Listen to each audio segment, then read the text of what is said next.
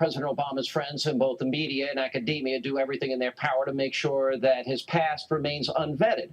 Joining me now with more reaction, the author of the #1 New York Times bestseller, Culture of Corruption, Malkin, Fox News political analyst, Ron Williams. Michelle, it's interesting because people were writing all over the internet today, and I took to Twitter and I said, whoa, this is not a smoking gun. All it is, I think two things are revealed in this tape, and that's what we discussed. One is another radical association of the president, and I think that was not vetted by the news media.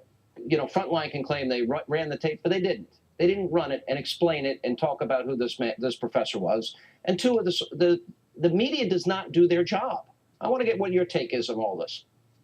Sure. Well, briefly, in short, we wouldn't be talking about this if not for the amazing supernatural force that is Andrew Breitbart. I agree. And one of the singular accomplishments, and I said this last week, and I'll continue to say it as we go through this election, of Andrew Breitbart and the team that has survived him and is now thriving, is the fact that they refuse to cede, C-E-D-E, the narrative to the left. And it is about time that we vet the prez. That is now a very popular hashtag on Twitter. And I launched a new company called Twitchy.com. And I think in a way it's in the same spirit of Andrew Breitbart of continuing to forge a revolutionary space in new media to push back at the warped media. And look, this is a guy whose associations with people who believed in liberation theology, as you exposed during the 2008 election cycle, Sean, and who embraced somebody who believed in the radical extreme theory called critical race theory, which blames white people for everyone else's ills, which is poisonously anti-Semitic, has never been scrutinized by reporters who will send an entire armies down to Texas to go literally turn over rocks to try and smear That is the story. That to me is the biggest part of this. Look, I think the smoking gun as it relates to President Obama is the last 3.5 years of his failure to get the job done. But Juan's going to disagree, but I don't want to get off topic.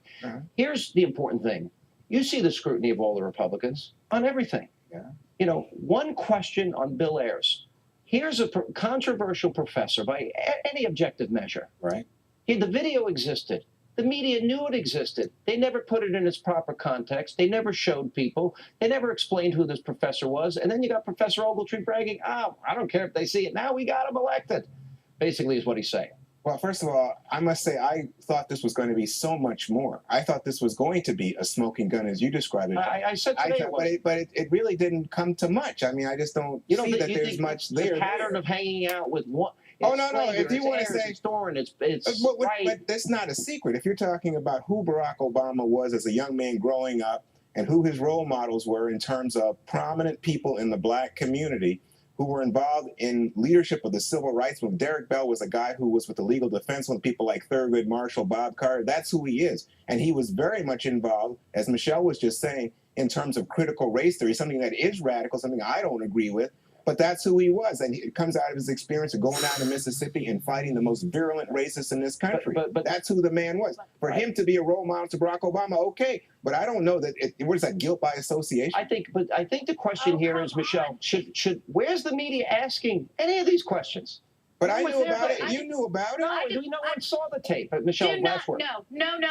I reject this idea that we should just shrug our shoulders and buy the PBS BuzzFeed line that there's nothing new here. Stop it. This is news. They didn't want to talk about it then, and they don't want to talk about it now. Do you think it's a coincidence of timing that Barack Obama has now hired people to put out some 17-minute documentary? This is all about the Alinskyite control of who tells the story. Well, guess what, Barack Obama and Jim Messina? It is not all your monopoly anymore, and that's why they're pushing back so hard. All right.